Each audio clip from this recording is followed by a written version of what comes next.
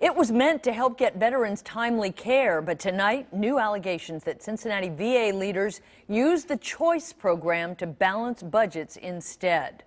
Good evening, everybody. Whistleblowers believe that led to major cuts, and veterans say wait times did not get better. That's right. And in fact, a joint investigation from the 9 on Your Side I-Team at Scripps Washington Bureau found dozens of whistleblowers at the Cincinnati VA who paint a picture of a hospital in disorder. National investigative correspondent Mark Greenblatt joining us live right now in Washington with the very latest details. Craig, this all began with the national scandal of long wait times at VA hospitals where veterans died while waiting for appointments. But now whistleblowers are saying that the solution has created an incentive for hospital leaders to make new problems. Tonight we ask, is it all intentional and a dereliction of duty?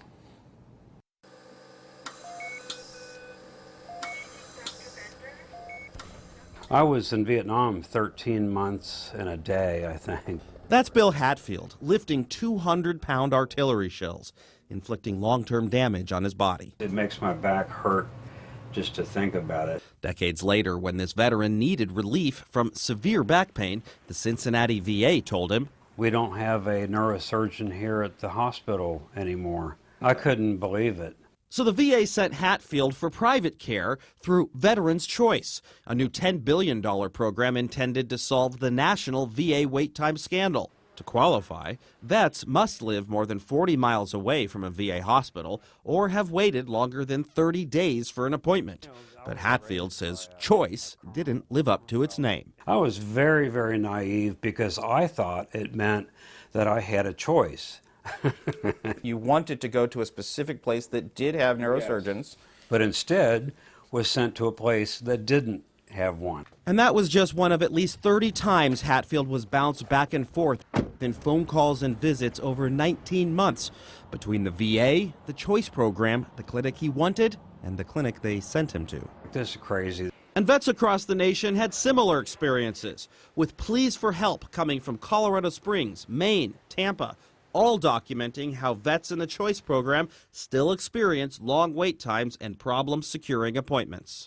But whistleblowers say it's intentional, with some local VA hospital leaders looking to Choice dollars as an incentive to make their own books look good, reducing staff, even eliminating costly medical services, and forcing vets into the Choice program. The funding comes from a different pot of money, so the administration doesn't view it as a cost to our VA. Susan Ware has worked for 16 years in neurosurgery and is one of 34 whistleblowers we heard from at the Cincinnati VA. She says Dr. Barbara Tomek, the acting chief of staff, began to squeeze employees out from neurosurgery. Before Dr. Tomek came in neurosurgery, we didn't have a backlog of problems with appointments. But Ware says in 2014, Tomek began looking at closing neurosurgery and requested a cost-benefit analysis. And we uncovered internal documents which reveal annually it would have cost taxpayers $1.6 million to keep neurosurgery in-house and an additional $4 to $7 million to send patients outside the VA. But emails we've obtained show the hospital faced a potential large budget deficit. And in February of 2015, staff was told by Regional Director Jack Hetrick to find ways to improve operations and efficiency. And he said the status quo is not an option. 2 months after that email, Ware says Tomek Called an emergency meeting at 7:30 at night with the surgeons, and according to what I was told, she closed the service. And whistleblowers say other services were hit too.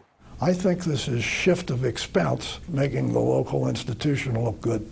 Former Chief of Orthopedics Richard Freiberg says Tomek targeted all of the hospital's surgical specialists in hip, shoulder, and knee replacements. We were told that we were going to be reduced to one full-time between the three of us. And we confirmed last year just 54 hip, shoulder, and knee replacements took place in the hospital, with 769 orthopedic referrals to Choice. Dr. Tomek declined to comment. Regional Director Jack Hetrick would only speak to us off camera. If someone doesn't receive neurosurgery at the Cincinnati VA, where the Cincinnati VA was paying for it previously, now they can go to Choice and another pot of cash would pay for it. I guess you can look at it that way, sure.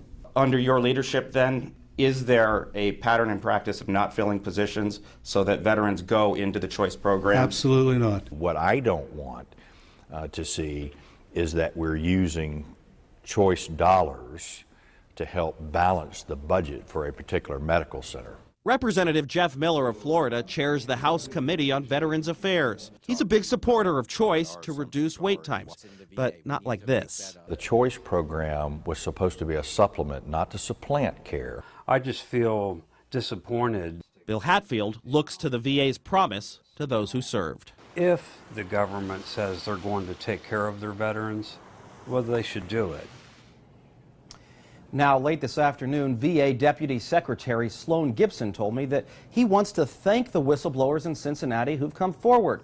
He added that the whole culture in the VA should change and become an organization that rewards those who raise their hands when they see something wrong. And Gibson says that he's grateful to those who did just that in Cincinnati. Mark Greenblatt for Scripps News in Washington. Craig? Mark, thank you very much.